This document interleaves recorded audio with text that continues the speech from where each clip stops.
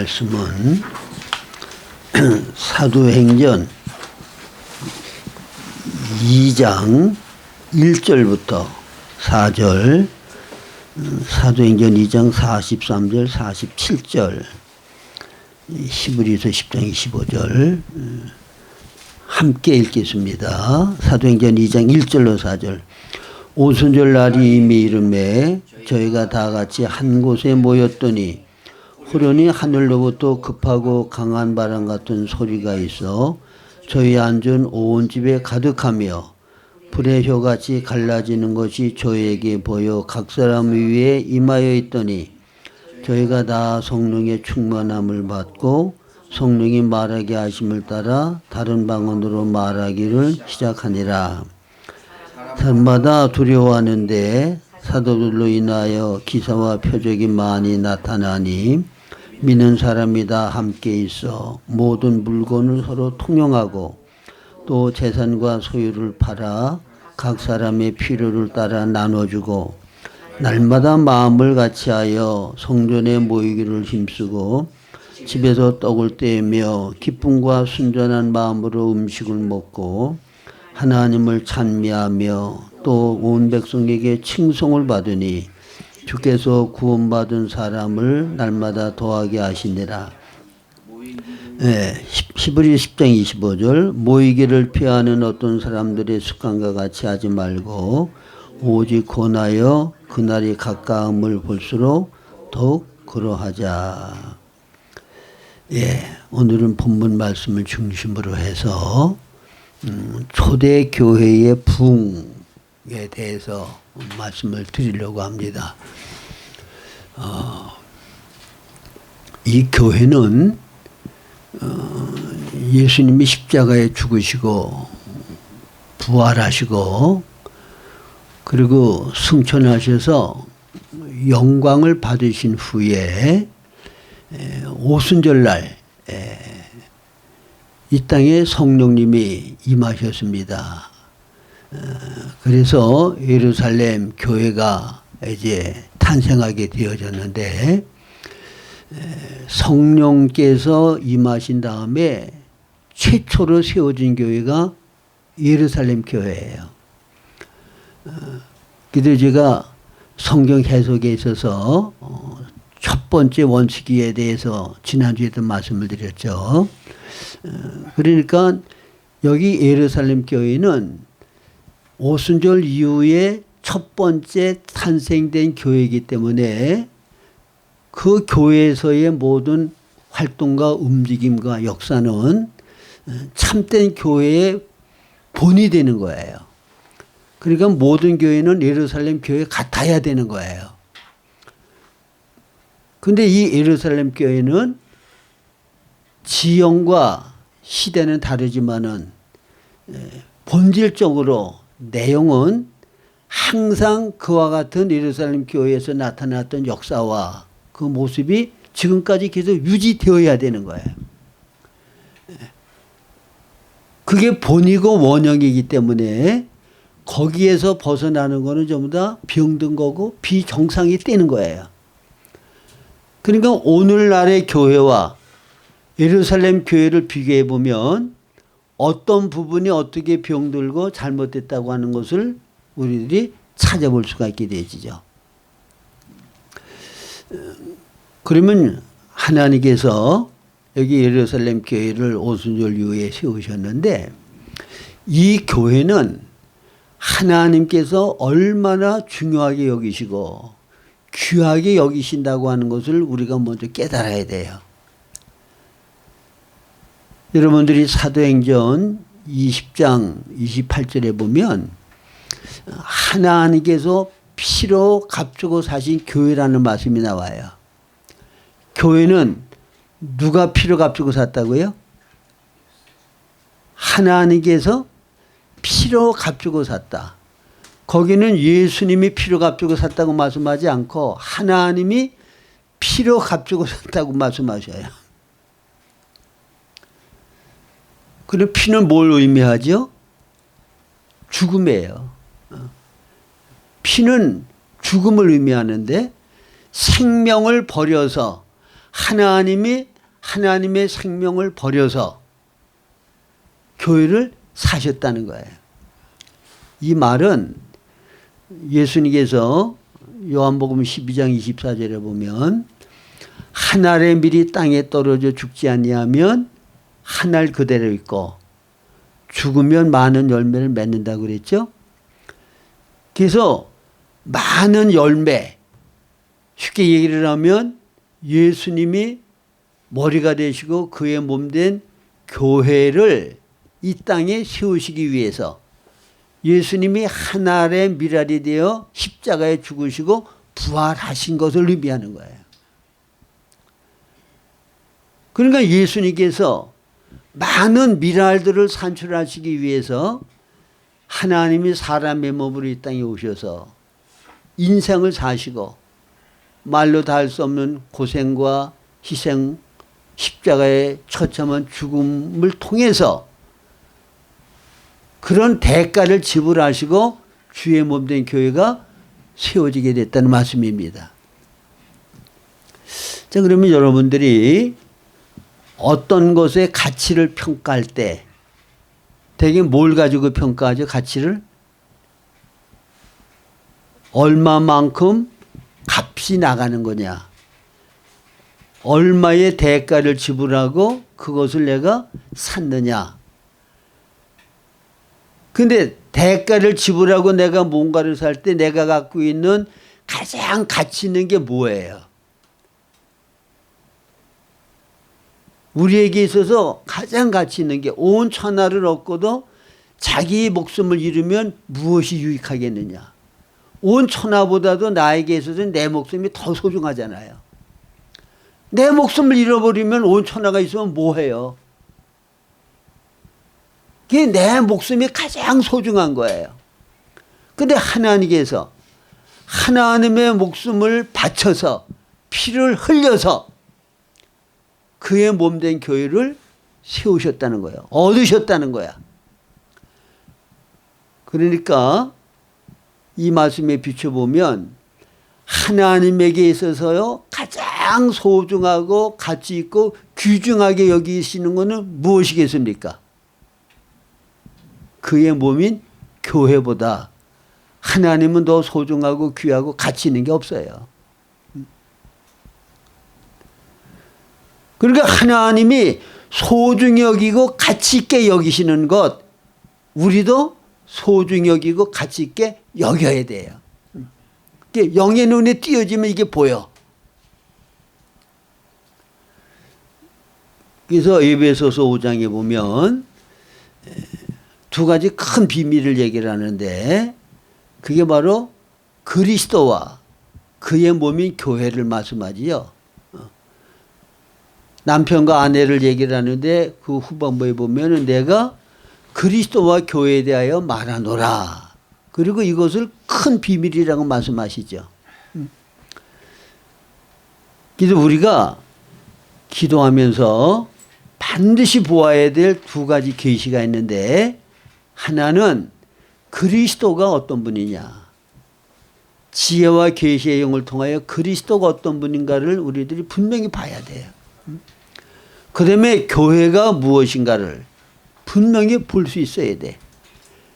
이거를 모르기 때문에 교회가 타락하는 거고 교회가 부패하는 거예요. 이걸 모르기 때문에 교회가 교회 기능을 제대로 감당 못하는 거란 말이에요.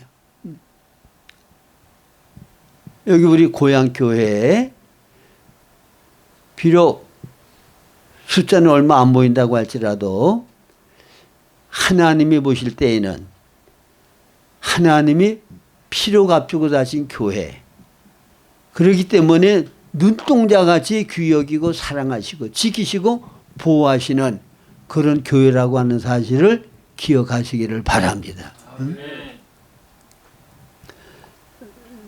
저는 우리 교회가 정말 하나님께서 귀하게 여기시고 사랑하시고 항상 지키시고 보호하시는 교회라고 하는 거 그동안 10여 년 동안 제가 여기 교회 생활을 하면서 그게 계속 느껴지는 거예요. 아, 하나님은 우리 교회를 지키고 돌보시고 인도하시는구나. 예? 그렇지 않으면 우리 교회가 지금까지 존속할 수가 없어. 벌써 없어졌어야 돼. 예? 기적적으로 하나님이 지키시고 보호하시고 인도하시기 때문에 오늘의 이 교회가 있게 되었다고 말입니다. 근데 왜 그러냐? 하나님께서 우리에게 하나님의 생명을 넣어주셨어요. 그리고 그의 몸인 교회를 통하여 하나님께서 우리에게 주신 모든 것들이 다 표현되어지고 나타나고 증거되어서 모든 사람들이 하나님은 저런 지혜 지식을 갖고 계시는구나. 하나님의 사랑은 바로 저런 사랑이로구나. 하나님의 능력은 바로 저런 전능한 능력이 있으신 분이구나. 그의 몸인 교회를 통해서 증거되어지고 나타날 수 있게 되는 거예요. 이 땅에 교회를 통하지 아니하고는 하나님이 그렇게 표현될 길이 없어. 지난 주간에 제가 말씀드렸죠. 예수 그리스도 생명, 그 생명 안에 모든 게 다 들어있어요. 그 생명이 표현되어지고 딴 사람들에게 생명으로 공급되어지고 나타나려고 그러면 길이, 통로가 있어야 되는데 그 통로가 뭐냐? 그게 바로 십자가를 지는 거다. 십자가를 지는 사람을 통해서 그리스도의 생명이 공급되는 거예요. 하나님의 지혜 지식과 사랑과 능력이 나타날 수가 있게 된다고 말해요. 그리고 우리 교회가 한 사람 한 사람이 자기를 부인하고 십자가를 지는 예수의 마음을 가진 사람들이 예수 안에서 한 마음을 가지고 하나로 뭉쳤을 때 그 교회를 통하여 사탄의 일을 멸하시는 일을 하셔요. 예? 세상을 이기는 역사를 하셔. 하나님의 무한한 사랑을 공급하고 사랑에 굶주린 사람들에게 하나님의 사랑으로 평안과 안식을 누릴 수 있는 모든 문제를 해결해 주시는 그와 같은 능력을 나타내실 수가 있게 된다 그 말입니다. 그러기 위해서는 우리 교회가 영적으로 빨리빨리 자라서 성숙하게 되어야 돼요. 그래야 그 기능을 발휘할 수가 있는 거야. 그게 바로 뭐냐? 그게 바로 부흥이라는 거예요. 영적으로 성장하고 자라서 주님이 우리를 통하여 본래 하기를 원하셨던 그 모든 역사를 하실 수 있도록 되어지는 것, 그런 상태로 우리가 회복되어지는 것, 그게 바로 교회가 부흥되는 거라고 말입니다. 그래서 예루살렘 교회는 어떻게 그렇게 하나님이 기뻐하시는 참된 교회가 되어질 수가 있었느냐. 그런 교회에 나타난 실제적인 모습은 어떤 모습이냐. 그걸 찾아볼 수가 있는데 예루살렘 교회는 성령으로 충만케 되어지고 성령이 그들을 통하여 원하시는 일을 제한 없이 하실 수 있는 교회가 되어진 것은 성경에 보면 첫째, 모이기를 힘썼어요. 뭐 하기를 힘썼다고요? 모이기를 힘썼어. 여러분, 교회는 나 혼자는 교회가 될 수가 없어요. 왜 그런가 하면 교회의 최소 단위가 두세 사람이에요. 이게 두세 사람이 내 이름으로 모인 곳에 나도 그들 중에 함께 있겠다고 그랬죠. 그리고 우리 각자 개인은 그리스도의 몸의 지체에 불과해요. 그러면 지체인 내가 예를 들어서 팔의 기능을 감당해야 될 은사가 있는 지체라 그러면 팔 하나 혼자서 어떻게 몸이 될 수가 있어요. 다른 지체가 있어야 되지. 그렇죠? 그리고 예수님께서 한 알의 밀알이 땅에 떨어져 죽으신 것은 많은 밀알을 산출하기 위함인데, 이게 많은 밀알이라고 하는 것은 하나가 아닌 거죠. 그리스도의 형상을 닮은 많은 사람들, 그 사람들이 함께 모였을 때 비로소 그리스도의 몸의 기능을 발휘할 수 있게 되어지고 그의 몸이 교회가 될 수가 있게 된다고 말해요. 그리고 여러분들이 에베소서 4장 11절 이하에 보면 그가 어떤 사람은 사도로, 어떤 사람은 선지자로, 어떤 사람은 복음 전하는 자로, 어떤 사람은 목사와 교사로 세우셨으니 이는 성도를 온전케 하며 봉사의 일을 하게 하며 그리스도의 몸을 세우려 하심이라. 자, 그러니까 교회에 사도, 선지자, 복음 전하는 자, 목사와 교사의 은사와 직임을 가진 사람을 세우셨어. 이 사람들은 교회를 위해서 하나님이 세우신 특별한 은사와 직임이에요. 그럼 이 사람들이 하는 일은 뭐냐? 이 사람들이 하는 성도를 온전하게 하는 거야. 온전하게 하는 거는 봉사일을 할 수 있는, 딴 사람을 섬기고 지체로서의 기능을 발휘할 수 있는 사람이 되도록 하는 거야. 저 부모가 자식을 낳아서 잘 먹이고 잘 가르치고 그래서 성장시키죠. 그렇게 성장하게 되어지면 부모님이 하는 것과 같은 그런 일을 그 자녀도 할 수 있게 돼요. 결혼해서 자녀도 낳고 부모님이 자녀를 양육한 거 뭐냐? 자녀를 잘 양육해서 또 부모 노릇하고 자녀를 양육하고 사회적인 모든 활동을 할 수 있도록 그렇게 만든단 말이에요. 교회가 바로 그런 기능을 발휘해야 되는 거야. 하나님이 맡겨주신 직임을 가진 사람들이 딴 거 하는 거 아니에요. 성도를 온전히 하는 일을 하는 거야. 그리스도 형상으로 성장시키는 일을 하는 거야. 왜?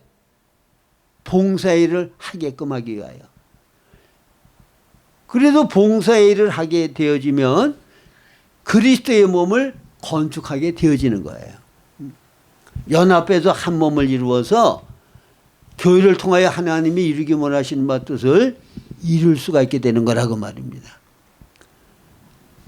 자, 그러면 성장시키고 그리스도의 몸으로서 온전히 만드는 일을 하려고 그러면 어때? 모이지 않고 그게 가능해요?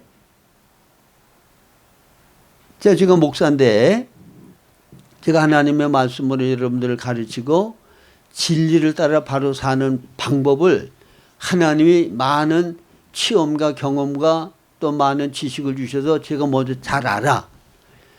그러면 그걸 여러분들에게 전달해서 몰랐던 사람들이 진리를 깨닫고 또 그 진리대로 순종하고 행함으로 성장해야 되잖아요.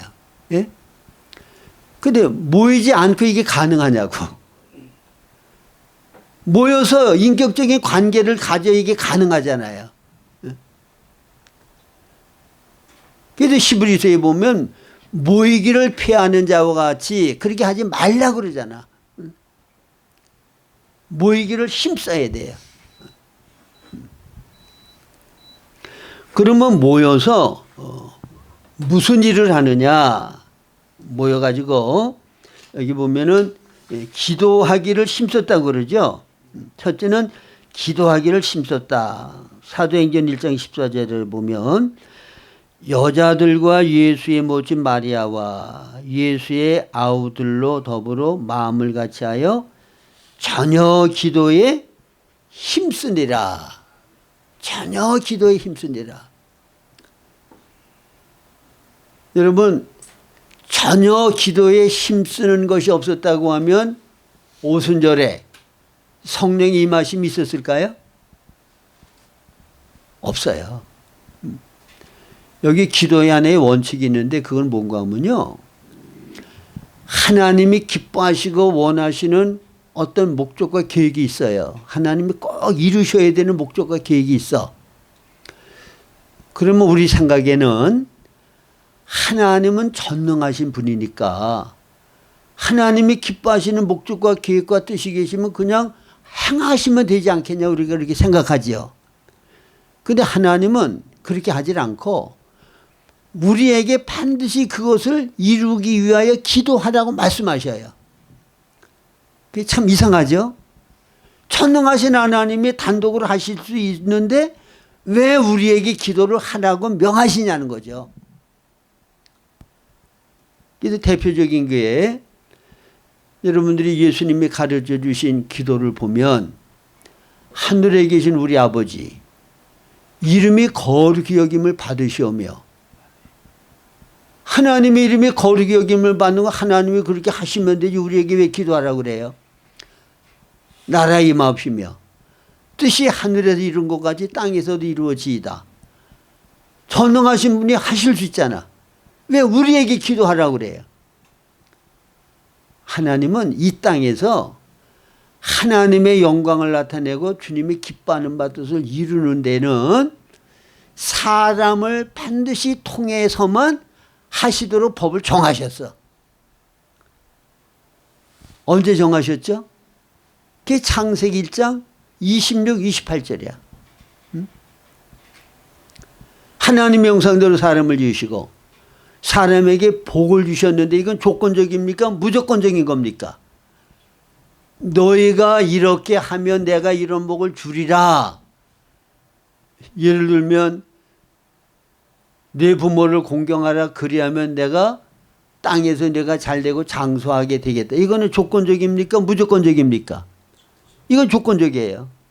부모를 공경하면 그러면 내가 너희들에게 약속한 복이 너희들의 것이 될 것이다요. 근데 하나님의 형상대로 사람을 지으시고 난 후에는 조건이 없어요. 생육하고 번성하여 땅에 충만하라. 땅을 정복하고 다스리라.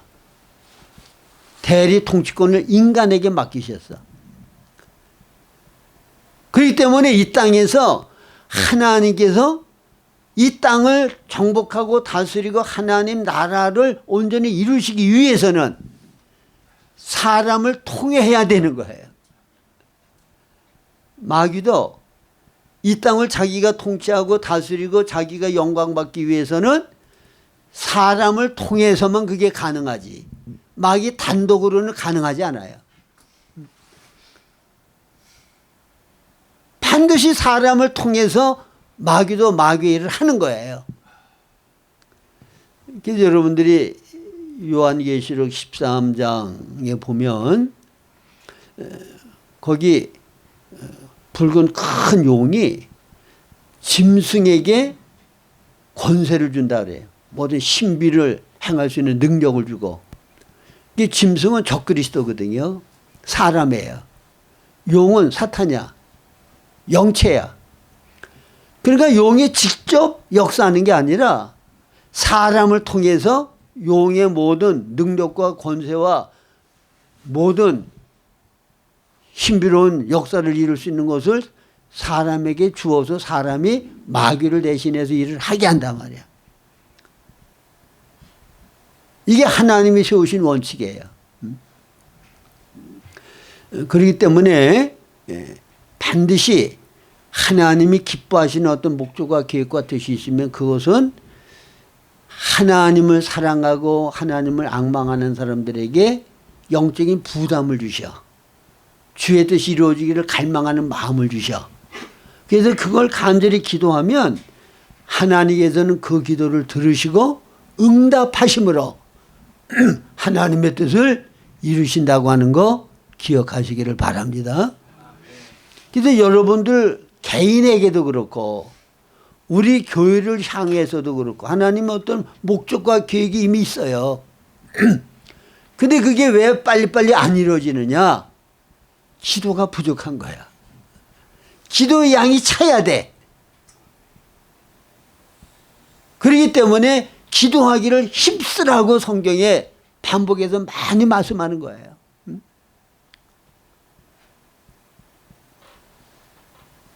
그리고 성경에 보면 역대하 16장 9절에 여호와께서는 온 땅을 두루 감찰하사 전심으로 자기에게 구하는 자에게 능력을 베푸신다고 말씀하셨죠. 전심으로 하나님 앞에 간구하는 자에게 능력을 베푸신다. 자, 오순절날 120분도가 마가의 다락방에서 전혀 기도에 힘썼다 그랬어요. 전혀 기도에 힘썼다. 아마 제가 보기에는 식음을 전폐하고 전심으로 약속하신 성령을 사모하고 기다리면서 기도했을 거예요. 때가 이름에 오순절날, 하루 전날도 아니야. 전심으로 기도했는데 하나님이 정하신 날 오순절날, 여기 본문에 나오는 대로 불이 혀같이 갈라지는 것이 임하고 성령님께서 강력하게 기도하는 그들에게 임하셨다고 말해요. 그리고 성령님이 그들에게 강력하게 임하시고 나니까 그들이 완전히 성령의 사람들로 돌변했어요. 베드로가 얼마나 유약한 사람이에요. 큰 소리는 빵빵 치지만은 정말 어려움이 부닥치고 생명의 위협이 느껴지면 예수 부인하는 사람이야. 저주까지 하는 사람이야. 우리들도 똑같아요. 인간은 이기적이고 이렇게 다 나약해. 그러나 성령으로 충만함을 받고 성령의 능력이 임하고 나니까 예루살렘과 온 유대와 사마리아와 땅끝까지 복음의 증인들이 되었단 말이에요. 어떤 생명의 위협에도 어떤 핍박에도 굴하지 않고 담대하게 그걸 이길 수 있는 그 권위와 능력이 어디서 왔냐? 오순절날 성령의 충만함을 받은 다음에 나타난 역사였다고 말입니다. 그래서 오늘날도 우리가 뭘 하려고 그러면 우리는 너무 약해. 할 수가 없어요. 성령께서 우리를 통하여 하실 수 있도록 성령께 우리를 내드려야 돼. 그게 어떻게 하는 거예요? 전혀 기도에 힘써야 돼. 그래서 기도 가운데 성령의 충만함을 우리들이 받아야 돼요. 이 오순절날 성령의 충만함을 그들이 경험했지만 그 다음에 복음을 전하고 예수의 부활을 증거할 때에 핍박이 왔잖아요. 종교 지도자들, 서기관, 바리새인, 장로들이 사도들 잡아서 채찍질을 하고 위협을 하고 옥에 갖다 가두고, 근데 교회는 베드로를 위하여, 옥에 갇힌 사도들을 위하여 전혀 또 기도에 힘쓸 때 모이는 것이 진동하면서 다시 성령의 충만함이 임했잖아요. 재충만. 그러니까 우리는 계속 기도 가운데 성령의 충만함을 계속 받아야 돼. 성령이 우리에게 임하는 것은 단회지만 충만은 계속 받아야 돼. 그러려면 어떻게 해야 돼요? 기도에 전혀 힘써야 돼.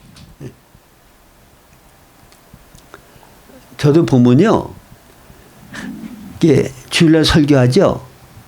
근데 정말 하나님 앞에 간절히 기도하고 성령의 도움을 간절히 앙망하면서 나 자신을 완전히 비우고 정말 성령께서 나를 써주시기를 원하는 두렵고 떨림으로 서면 성령이 역사하면 말씀을 받는 사람들이 달라.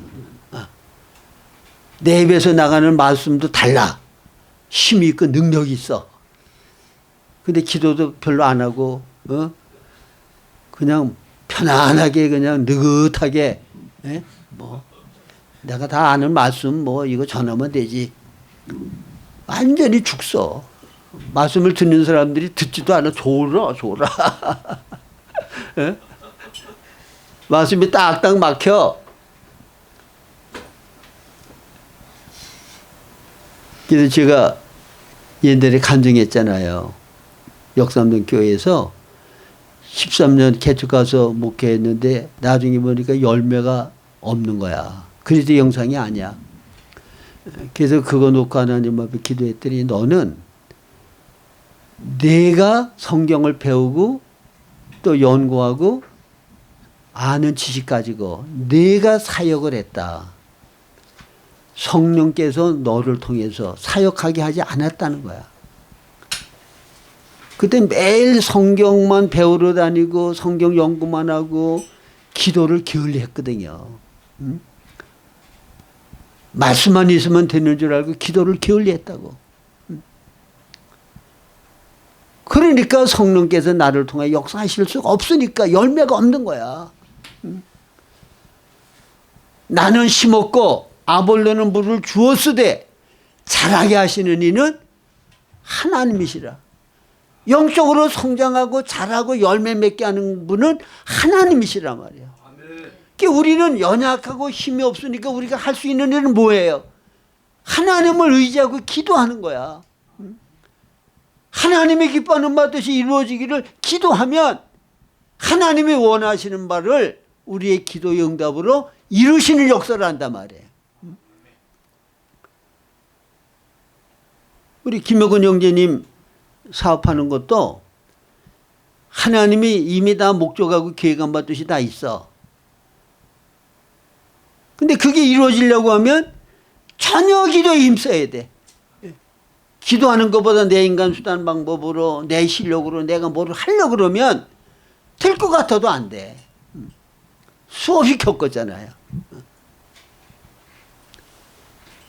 주님의 인도를 받고 주님이 지키시고 보호하시고 함께 하시기를 구해서 기도 응답으로 모든 역사가 이루어져야 된다고 말해요. 그래도 초대교회는 모이면 함께 전심으로 기도하고 간구하고 주의 뜻이 이루어지기를 열심히 소망하고 갈망함으로 기도했다고 말해요. 그래서 그와 같은 부흥의 역사가 계속 유지될 수 있었다고 말해요. 그 다음에 두 번째로는 모여서 뭐를 했느냐. 사도행전 2장 42절에 보면 저희가 사도의 가르침을 받아 서로 교제하며 떡을 떼며 기도하기를 전혀 힘쓰니라. 사도의 가르침을 받았다. 이게 하나님의 말씀을 사도들을 통하여 열심히 배웠다는 거예요.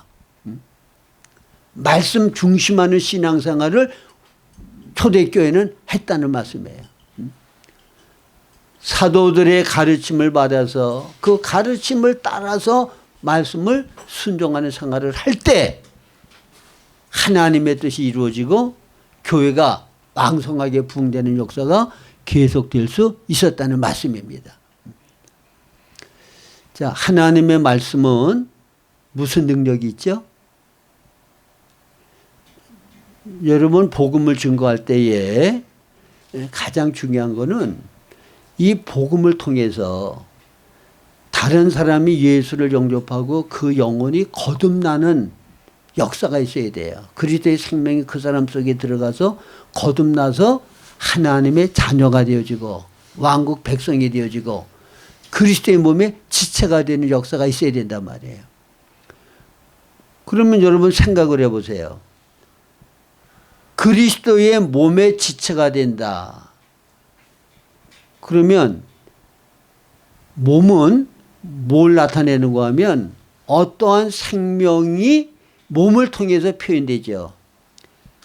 자, 개의 몸 안에는 뭐가 들어있어요?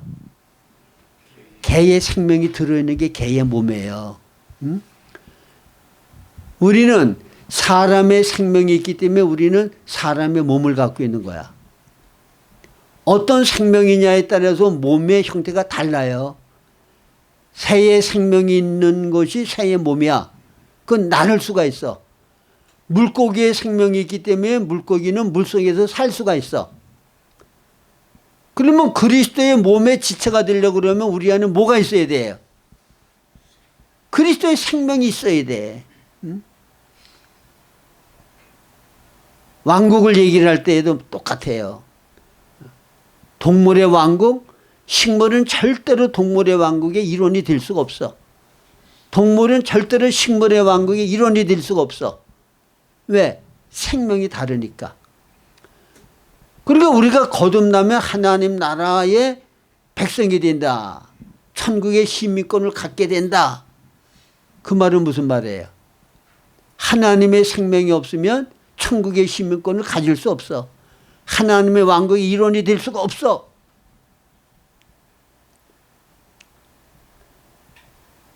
또 하나님의 자녀 되는 것도 똑같은 이치죠.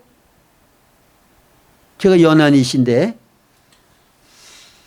우리 아버지의 생명의 본성을 받았기 때문에 연한이시가 된 거야.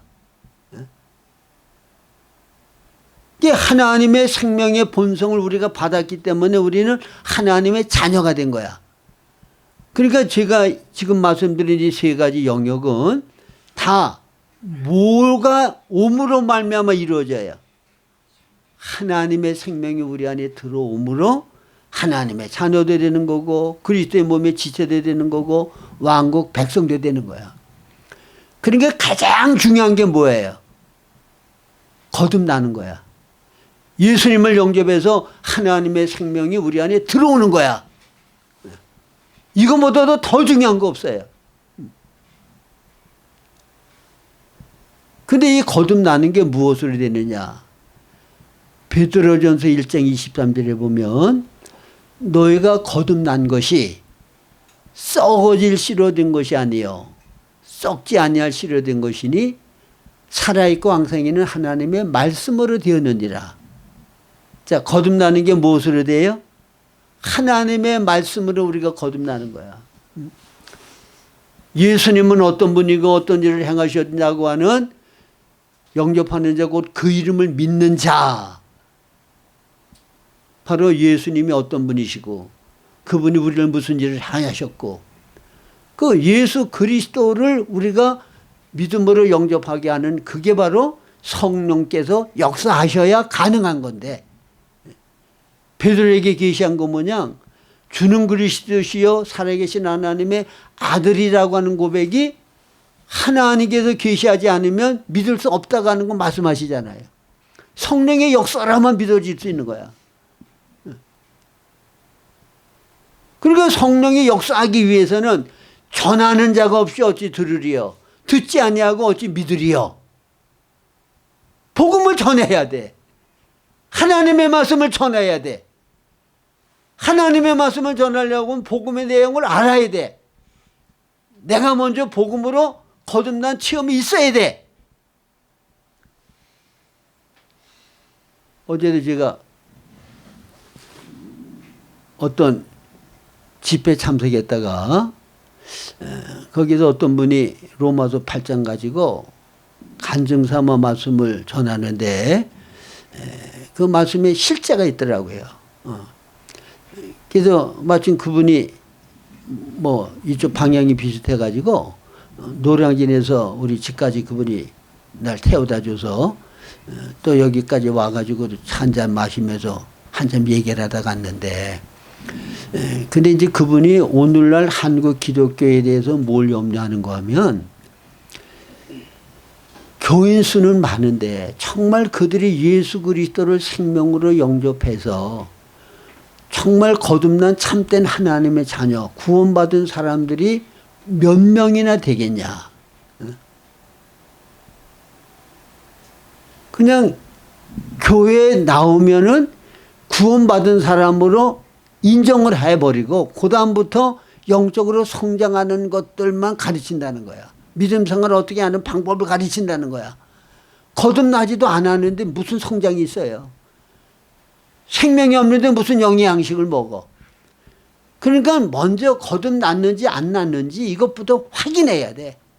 구원의 확신부터 갖게 해야 된단 말이에요. 근데 이 부분이 너무 약해. 뭐 구체적으로는 말씀드릴 수 없지만 제가 평생을 목회를 했잖아요. 목사님 세계를 깊이 잘 알잖아. 이게 거듭남, 정말 예수를 영접하고 그리스도의 생명으로 살 수 있도록 하는 것. 이것부터 바로 해야 돼요. 그래서 우리 교회는 전부 다 영적으로 성장한 분들만 있기 때문에 제가 이 거듭나는 방법이라든가 이 기초적인 거는 제가 말씀을 안 드리는데 여러분들이 선교지에 간다거나 또 이 초신자들 이게 상대할 때에는 반드시 가장 기본적인 기초적인 게 거듭나는 체험을 해야 돼. 예수 그리스도를 영접해서 그리스도의 생명이 그들 안에 역사하도록 하는 일을 해야 된단 말이에요. 그 다음에 영적인 성장이 있게 되는 거예요. 근데 이게 무엇으로 된다고요? 거듭나는 것도 하나님의 말씀으로 돼. 베드로전서 1장 23절. 그 다음에 거듭났으면 영적으로 자라는 게 가장 중요한 거예요. 영적으로 자라려고 그러면 그것도 역시 말씀으로 돼요. 마태복음 4장 4절. 사람이 떡으로만 살 것이 아니라 떡을 먹지 않으면 못 살아요. 근데 인간은 육신의 양식은 떡이지만 육신만 있는 게 아니라 영이 있단 말이야. 그래서 영의 양식은 하나님의 말씀이 양식이기 때문에 사람이 떡으로만 살 것이 아니라 하나님의 입에서 나오는 모든 말씀으로 살 것이니라. 하나님의 말씀을 양식으로 먹어야 살아. 그래서 디모데후서 3장 16절에 보면 모든 성경은 하나님의 감동으로 된 것으로 교훈과 책망과 바르게 함과 의로 교육하기에 유익하니 이는 하나님의 사람으로 온전케 하며 모든 선한 일을 행하기에 온전케 하려 함이니라. 자, 모든 선한 일이 뭐죠? 선은 하나님께서 빛이 있으라 하시니 빛이 있었고 하나님 보시기에 좋았더라. 하나님의 말씀대로 되어져서 하나님이 보시기에 좋은 게 선이야. 그러니까 우리에게 하나님의 말씀대로 되어서 하나님 보시기에 좋은 사람이 되고 좋은 삶을 살게 되는 것이 하나님의 말씀으로 되어진다고 말해요. 그러니까 하나님의 말씀을 양식으로 먹어야 돼요. 하나님의 말씀을 양식으로 먹으면 그리스도의 생명의 본성이 우리 삶을 통해서 온전히 나타날 수 있는 힘이 공급되어지기 때문에 양식을 먹으면 우리의 삶이 변화돼. 예수님과 같은 삶을 살게 돼. 이기적인 게 없어지고 그리스도와 같은 희생적인 사랑의 삶이 이루어진다고 말해요. 고린도전서 10장 31절 33절 같은 그런 역사가 나타난단 말이에요. 그러므로 너희가 무엇을 먹든지 마시든지 무엇을 하든지 다 하나님의 영광을 하라. 유대인에게나 헬라에게나 하나님의 교회에게나 거치는 자가 되지 말고 남에게 부족을 끼치고 내가 잘못함으로 남에게 해를 끼치는 사람 되지 말고 나와 같이 모든 일에 모든 사람을 기쁘게 하여 자기 유익을 구하지 아니하고 많은 사람의 유익을 구하여 그들로 구원을 받게 하라. 이게 바로 하나님의 말씀을 통해서 우리가 이런 삶을 살 수 있도록 성장하게 되어지는 거라고 말해요. 그래서 사도들의 가르침을 받아서 그들이 그 말씀을 순종할 때 이와 같은 부흥의 역사가 나타나고 부흥의 역사가 계속될 수 있었다는 말씀이죠.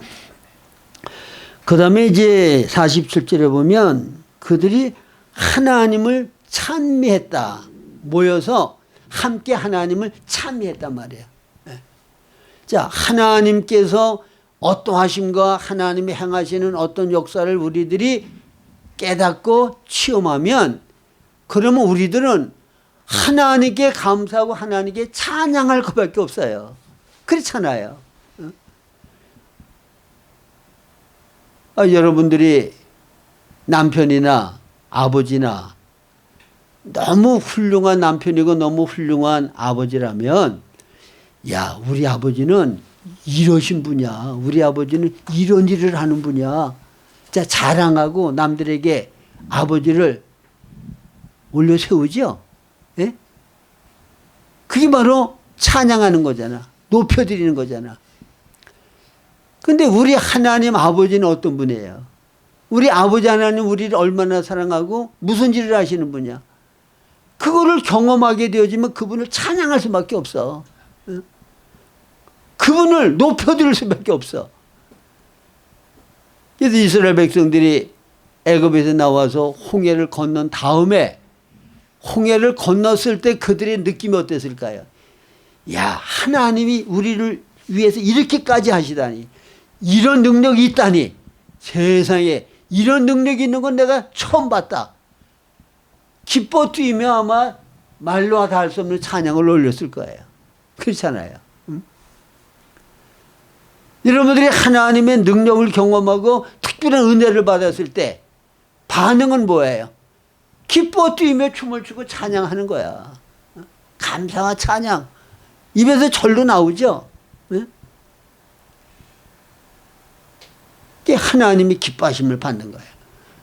그 다음에 이들은 모여서 이런 것만 하는 게 아니라 두 번째는 예루살렘 교회가 영적 부흥을 체험했던 비결은 흩어졌기 때문인데, 여러분 여기 흩어졌다고 하는 말은 그냥 그들이 예배를 마치고 뿔뿔이 집으로 돌아갔다는 말이 아니에요.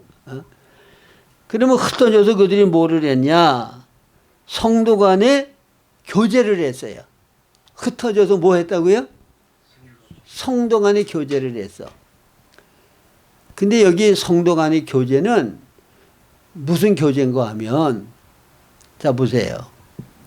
성도 간의 교제를 하다 보면 그 성도들의 형편을 알게 되잖아요.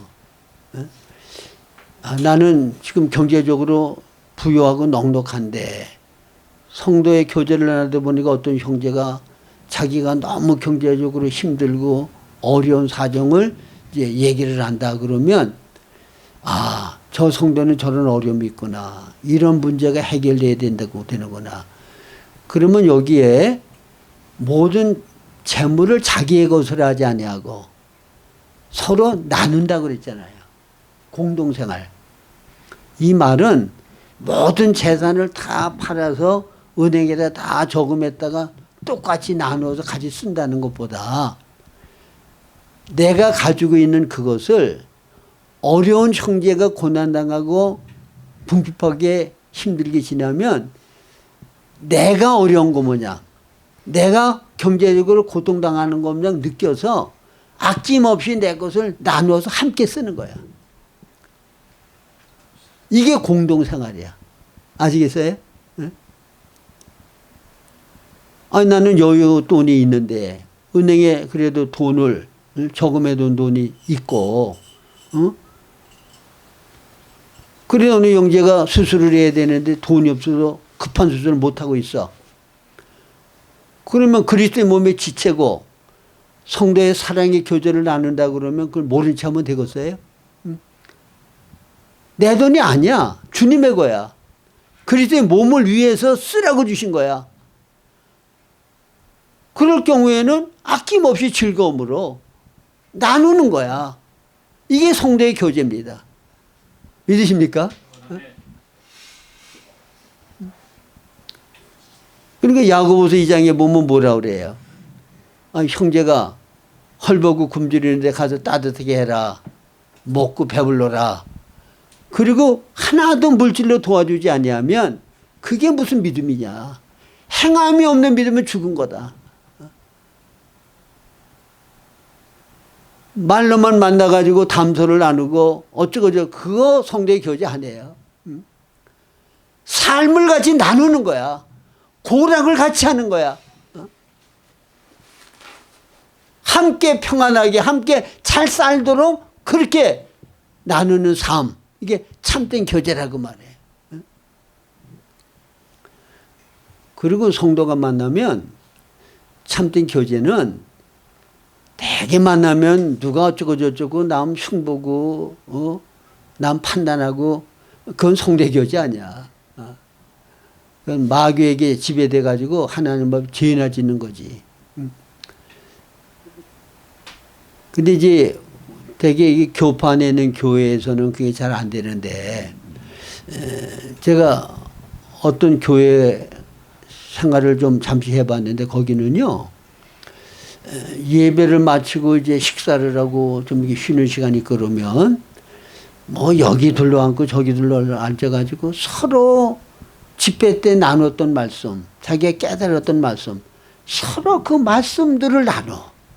너무 좋더라고. 근데 우리 교회도 좀 그런 분위기를 만들어 보고 싶은데 쉽게 안 되더라고. 거기는 만나기만 하면 서로 자기들을 깨닫고 체험하고